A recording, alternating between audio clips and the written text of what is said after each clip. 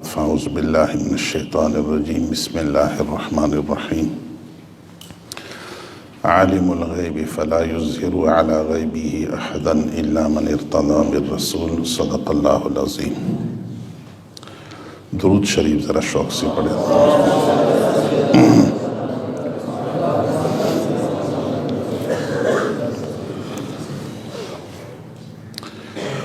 مختصر اصل میں ٹائم کم ہوتا ہے، میں کوشش کروں گا کہ جو میرا موضوع ہے غیب کا آسان طریقے سے آپ لوگوں کو سمجھا دوں۔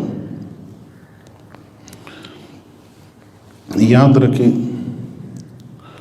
میرا موضوع ہے علم غیب، کہ آیا اللہ پاک نے اپنے انبیاؤں کو غیب عطا کیا ہے یا نہیں۔ یاد رکھیں سب سے پہلے کچھ تمہیداً کچھ چیزیں ہیں کہ سب سے پہلے کہ غیب کس چیز کا نام ہے، کس چیز کو کہتے ہیں۔ یاد رکھیں غیب لغوی معنی میں چھپی ہوئی چیز کو کہتے ہیں۔ جو چیز چھپی ہوئی ہے اس کو کیا کہتے ہیں؟ آپ مجھے جواب بھی دیں گے، اس کو غیب کہتے ہیں۔ اصطلاحاً امام بیضاوی نے تفسیر بیضاوی میں غیب کے جو الذین یؤمنون بالغیب کے غیب کی تعریف کی ہے کہ لا یدرکہ الحس ولا یقتضیہ بداہۃ العقل۔ دو چیزیں انہوں نے بیان کی ہے۔ حس 5 چیزیں ہیں۔ حس قوت باصرہ، قوت سامعہ، قوت شامہ، قوت ذائقہ، قوت لامسہ۔ یہ موبائل ہے، اگر کسی کی آنکھیں نہیں ہیں، نظر نہیں ہے، وہ اس موبائل کو ٹچ کرے وہ پہچان لے گا یا نہیں؟ اس کو کہتے ہیں قوت لامسہ۔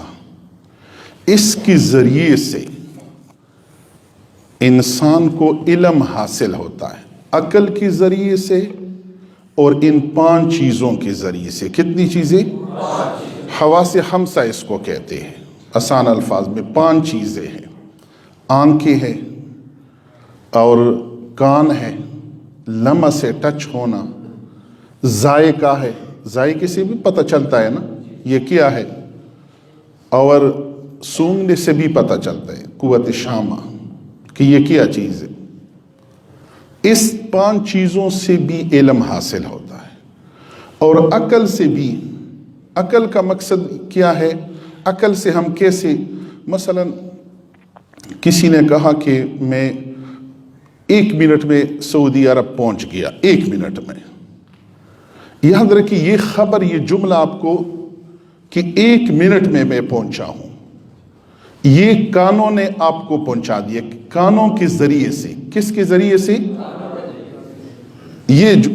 لیکن اب اس کو معلوم کیسے کرو گے کہ یہ سچ ہے یا جھوٹ ہے؟ یہ عقل کے ذریعے سے۔ کس کے ذریعے سے؟ کہ آیا یہ بات سچ ہے یا جھوٹ ہے، یہ کس کے ذریعے سے معلوم ہوتا ہے؟ عقل کے ذریعے سے۔ تو یاد رکھیں عقل علیحدہ چیز ہے اور یہ 5 چیزیں علیحدہ ہے۔ ان 5 چیزوں سے یہ علم حاصل نہیں ہوتا، غیب کا علم حاصل نہیں ہوتا۔ ہم بات کر جو ہمارا موضوع یہ غیب کا ہے، علم غیب یا اخبار عن الغیب یا اطلاع عن الغیب یہ چھوڑے، یہ سائڈ پہ کریں۔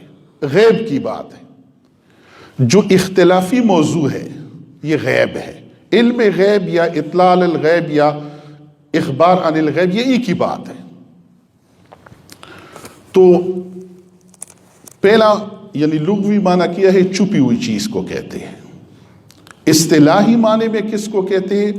یہ غیب نہ عقل کے ذریعے سے آپ حاصل کر سکتے ہیں، نہ 5 چیزوں کے ذریعے سے جو میں نے بتا دیا، ان کے ذریعے سے آپ غیب کو حاصل نہیں کر سکتے۔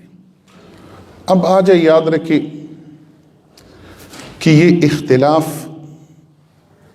کیوں ہے اور کس چیز میں اختلاف ہے۔ یاد رکھیں جو لوگ مطلقاً کہتے ہیں کہ علم غیب کسی نبی کے پاس نہیں ہے، علم غیب کسی نبی کے پاس نہیں ہے، یہ ڈائریکٹ اٹیک کرتا ہے نبوت پہ۔ یہ نبوت کا چور ہے، یہ ڈاکہ یہ ڈالتا ہے نبوت پہ. کیونکہ یاد رکھیں جو میں نے آیات تلاوت کی ہے عالم الغیب فلا، اس کے نیچے تفسیر روح المانی نے لکھا ہے کہ غیب یہ نبوت کے لیے ایک دلیل ہے. دلائلوں میں سے کس کے لیے؟ نبوت کے لیے یہ ایک دلیل ہے. تو جب نبوت پر دلیل نہ ہو تو نبوت کمزور ہوگی یا نہیں ہوگی؟ جب آپ کے پاس کوئی دلیل نہیں ہے تو لاجواب ہو جائے تو آپ اپنے مدعا میں جو آپ کا دعویٰ ہے اپنے دعوے میں کمزور ہوں گے یا نہیں ہوں گے؟ تو گویا جو مطلقاً کہتی ہے کہ علم غیب کسی نبی کو اللہ پاک نے عطا نہیں کیا ہے، یاد رکھیں وہ ڈاکہ ڈالتے ہیں کس چیز پہ؟ تاکہ نبوت کمزور ہو جائے. نبوت کمزور ہو تو پھر توحید کس چیز سے اب ثابت کرتے ہیں؟ تو یاد رکھیں ہمارا جو دعویٰ ہے علم غیب کے حوالے سے، میں اصل میں کافی ساری چیزوں کو اکٹھا کر رہا ہوں، ٹائم کم ہے، ٹائم جب پورا ہو جائے مجھے بتانا ہے. تو اس وجہ سے میں کبھی ادھر کبھی ادھر، کیونکہ یہ بہت وسیع موضوع ہے، آپ لوگوں نے بڑی توجہ سے سننا ہے. ہمارا علم غیب کے حوالے سے ہمارا موقف کیا ہے، دعویٰ کیا ہم کرتے ہیں. دعویٰ ہمارا یہ ہے کہ اللہ پاک نے علم غیب عطا کیا ہے، علم غیب عطائی ہے، کیا ہے؟ اور تدریجن ہے، درجہ بدرجہ ہے. ایک وقت میں اللہ پاک نے سارا غیب عطا نہیں کیا ہے، درجہ بدرجہ کیا، لیکن آخر میں یعنی حضور کی آخری عمر میں اللہ پاک نے ساری علوم غیبیہ سارے عطا کر دیے. یہ ہمارا دعویٰ ہے، درجہ بدرجہ، شروع سے نہیں. کیونکہ بعض اوقات میں حضور نے یعنی فرمایا ہے کہ مجھے علم نہیں ہے، مجھے علم نہیں ہے، ہم وہاں نہیں مانتے. جہاں نہ ہو ہم وہاں نہیں مانتے. لیکن آخر میں پھر اللہ پاک نے سارے غیب عطا کر دیے، لیکن درجہ بدرجہ، یہ ذہن میں رکھیں. ان کا جو اعتراض ہے وہ پہلے میں آپ کو بتاتا ہوں تاکہ آپ لوگوں کے ذہن میں صحیح طریقے سے بات بیٹھ جائے. ان کا یاد رکھیں مخالفین کا اعتراض یہ ہے کہ جو ہم انبیاءوں کو غیب مانتے ہیں یہ ذاتی غیب ہے. کیا ہے؟ اور جس نے ذاتی غیب کو مانا ہے، ہمارا عقیدہ یہ اہل سنت کا، وہ کافر ہے. وہ کیا ہے؟ آپ آرام سے اس کو کہہ سکتے کہ ایک چھوٹی سی کتاب، ایک جملہ صرف آپ ثابت کرے کہ ہمارے علماء نے کسی نے بھی اشارتاً، کنایتاً، مانن، دلالتاً کہا ہو کہ انبیاءوں کو علم غیب ذاتی ہے. یہ کوئی نہیں ہے، نہ ہمارا موقف ہے، نہ ہمارا دعویٰ ہے، نہ ہماری کسی کتاب میں یہ چیز موجود ہے. میں نے بتا دیا کہ ذاتی علم غیب اگر کسی نے مانی ہے وہ کافر ہے. یاد رکھیں ہم عطائی مانتے ہیں. کیا؟ عطائی. اور تدریجن مانتے ہیں. شرح العقائد میں ہمارے عقائدوں کی بہترین مسلم کتابیں ساری کی مدارسوں میں یہ پڑھی جاتی ہے. یاد رکھیں 4 چیزیں ایسی ہیں کہ وہ فرق واضح کرتی ہے اللہ پاک کی صفاتوں میں اور مخلوق کی صفاتوں میں. 4 چیزیں ہیں. متکلمین، ہمارے متکلمین کہتے ہیں کہ اگر کسی کو یہ فرق کا پتہ نہ ہو وہ بندہ گمراہ ہو جاتا ہے. یاد رکھیں ایک ہی صفت سمیع اور بصیر اللہ پاک نے مخلوق کو بھی کہا ہے اور خود بھی ہے. رؤوف الرحیم خود بھی ہے، حضور کو بھی کہا ہے کہ رؤوف الرحیم. تو ان میں فرق کیا ہے؟ یاد رکھیں فرق 4 چیزیں ہیں. اللہ پاک رؤوف الرحیم ہے، مجھے جواب دینا ہے کلی طور پہ. کس طور پہ؟ یہ چھوٹے بچے تو نہیں سمجھتے، جو بڑے ہیں دور حدیث والے وہ سمجھتے کلی اور جزئی کو. اللہ پاک کو علم ہے رؤوف الرحیم ہے کلی طور پہ. کس پہ؟ اور حضور جزئی طور پہ ہے.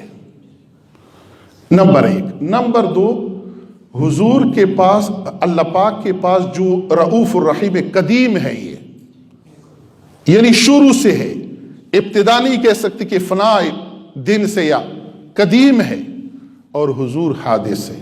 حضور رؤوف الرحیم کیا ہے؟ حادث ہے، یعنی ایسا وقت تھا کہ حضور رؤوف الرحیم نہیں تھے۔ نمبر 2، حضور رؤوف الرحیم، اللہ پاک رؤوف الرحیم ہے، غیر متناہی، یعنی لا محدود، کیا کوئی حد نہیں ہے، اور حضور رؤوف الرحیم محدود، متناہی ہے۔ فرق ہے یا نہیں ہے؟ اور یاد رکھے اللہ پاک رؤوف الرحیم ذاتی طور پہ، کس طور پہ؟ یہ صفت کس نے دی نہیں ہے، کسی نے نہیں دیا اللہ پاک کو۔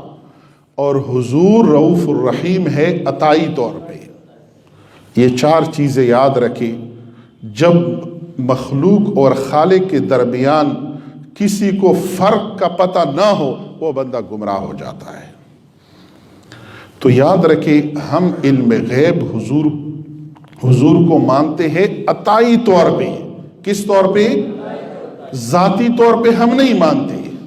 اگر ذاتی طور پہ کوئی بھی بندہ مانتا ہے وہ کافر ہے، یہ صریح کفر ہے۔ یہ اب آ جائے، یاد رکھیں کہ یہ غیب دینے والی چیز ہے یا نہیں ہے، یعنی یہ اللہ پاک کے ساتھ یہ خاصہ ہے یا نہیں، اللہ پاک کسی کو دیتا ہے۔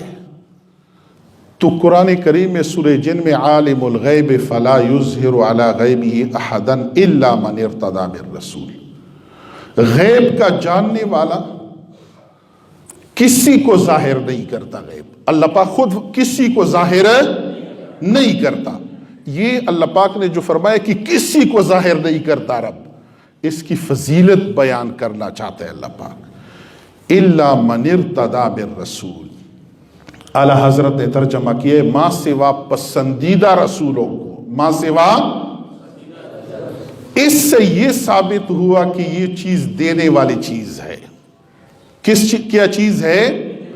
یہ خاصہ نہیں ہے۔ اگر خاصہ ہوتا تو اللہ پاک فرما دیتا کہ میں کسی کو یہ نہیں دیتا ہوں، نہ میں نے یہ غیب کسی کو دیا ہے۔ اس سے ثابت ہوا کہ یہ چیز یہ دینے والی چیز ہے، یہ نہیں ہے کہ اللہ پاک کے ساتھ یہ خاص ہے۔ اب آ جائے قرآن کریم میں کافی جگہوں میں ہے کہ حضور نے خود فرمایا ہے کہ میرے پاس غیب نہیں ہے۔ میرے پاس قرآن کریم میں اللہ پاک فرماتا ہے کہ آپ کہو اپنے امت کو کہ میرے پاس غیب نہیں ہے۔ یاد رکھیں، اس سے غیبی ذاتی مراد ہے۔ کیا مراد ہے اس سے؟ غیبی۔ اگر غیبی ذاتی ہم نہ لیں تو یاد رکھیں قرآن میں تضاد آ جائے گا۔ بعض جگہوں پہ قرآن کہتا ہے کہ انبیاءوں کے پاس علم غیب ہے، اور انبیاء خود کہتے ہیں کہ ہمارے پاس نہیں ہے۔ جب بھی نفی ہے تو نفی کا تعلق سارے مفسرین دے کے سب نے لکھا ہے کہ ذاتی ہے یہ، اور ذاتی تو ہم نہیں مانتے۔ جو مخالفین کا جس پر اعتراض ہے وہ ہمارا موقف نہیں ہے، وہ ہمارا، اور جو ہمارا موقف ہے ان پر ان کا اعتراض نہیں ہے۔ بات سمجھ میں نہیں آئی؟ یہ بڑا زبردست جملہ ہے، یہ یاد رکھیں۔ جو مخالفین جس چیز پر اعتراض کرتے ہیں وہ ہمارا موقف ہے، اور جو ہمارا موقف ہے ان پر ان کا اعتراض نہیں ہے۔ وہ تو ذاتی تو ہم مانتے نہیں ہیں۔ اب یہ کہتے ہیں کہ جب کسی کو غیب ظاہر ہو جائے وہ غیب نہیں رہتا۔ اب قرآن سے پوچھتے ہیں کہ وہ غیب رہتا یا نہیں۔ سورہ ہود میں 12 میں اللہ پاک فرماتے ہیں نوح علیہ السلام کو کہ تِلْکَ مِنْ أَنْبَاءِ الْغَیْبِ نُوحِیہا اِلَیک، یہ غیب کی خبریں ہیں، آپ کی طرف ہم وحی کرتے ہیں۔ یہ کس کی خبریں ہیں؟ ہماری بات کس چیز پہ ہو رہی ہے؟ تِلْکَ مِنْ أَنْبَاء، وحی کے ذریعے سے جو اللہ پاک انبیاءوں کو دیتا ہے، وحی کو اللہ پاک خود قرآن غیب کہتا ہے، رب بھی غیب کہتا ہے۔ اور اللہ پاک آگے فرماتے ہیں ما کنت تعلمھا ولا انت قومک، آپ کو بھی اے نوح علیہ السلام پتہ نہیں تھا اور آپ کی قوم کو بھی پتہ نہیں تھا۔ تو یاد رکھیں کہ غیب، ذرا توجہ سے آپ لوگوں نے، یہ چند جملے ہے، ٹائم مختصر ہے بلکہ پورا ہو گیا ہے، جب ٹائم پورا ہو جائے مجھے بتانا ہے کتنے منٹ رہ گئی، 5 منٹ ہے، ٹھیک ہے۔ یہ ذرا یہ بہت اہم موضوع ہے، یہ ذہن میں رکھنا ہے، اور بہت اہم جملے آپ لوگوں کو بتا رہا ہوں، ایک نچوڑ میں نے نکالا ہے اس کا۔ تو خود قرآن کریم کیا فرماتا ہے کہ جو وحی کے ذریعے انبیاؤں کو دیتا ہے یہ کیا ہے؟ غیب ہے، اور صرف انبیاؤں کو نہیں، اولیاؤں کو بھی اللہ پاک نے یہ علم عطا کیا ہے۔ غیب علم کس کو عطا کیا ہے؟ انبیاؤں کا علم، یہ جو غیب ہے یہ انبیاؤں کے لیے معجزہ ہے، اور اولیاؤں کے لیے یہی غیب کشف کے ذریعے سے یہ غیب، یہ کرامت ہے۔ سورہ آل عمران میں یہ 3 پارہ ہے، مریم علیہ السلام کو اللہ پاک فرماتے تِلْکَ مِنْ أَنْبَاءِ الْغَیْبِ نُوحِیہ اِلَیْکَ، کہ یہ غیب کی خبریں ہے، یہ غیب کی خبری نوحیہ الیک، ہم آپ کو خفیہ طور پہ، وحی ہم نہیں کہہ سکتے کیونکہ ولیہ یا ولی ہو اس کو تو وحی تو نہیں ہوتی، ہم خفیہ طور پہ آپ کو بتاتے ہیں۔ تو یاد رکھیں غیب اگر کسی ولی کی طرف نسبت ہو جائے تو وہ کرامت ہے، اگر نبی کی طرف نسبت ہو جائے تو یہ کیا ہے؟ معجزہ ہے۔ اب آ جائے مین پوائنٹ پہ۔ یاد رکھیں، جیسے یہ پہلے میں آپ کو اس حدیث سے پہلے یہ بتاؤں، آپ لوگوں سے میں پوچھتا ہوں ایسے جو میرے غیب کی تعریف کی ہے، میں آپ لوگوں سے میں نے ایک چیز نکالی ہے جیب سے، کوئی بتا سکتا ہے میری اس ہاتھ میں کیا ہے؟ کوئی بتا سکتا ہے؟ ہاں کوئی تو کہا، ویسے اگر کہے ہاں خوشبو ہے، کچھ بھی نہیں ہے۔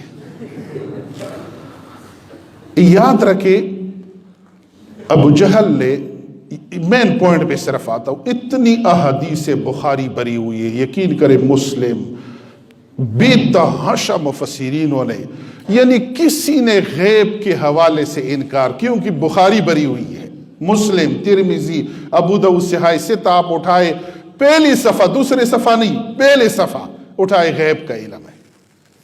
ابو جہل نے حضور کو بتایا میرے ہاتھ میں کیا ہے۔ یاد رکھیں ابو جہل نے آپ لوگوں سے پوچھتے یہ سوال کیوں کیا ہے؟ یہ سوال کیوں کیا کہ میرے ہاتھ میں کیا ہے؟ یہ بتائے، کوئی بتا سکتا ہے؟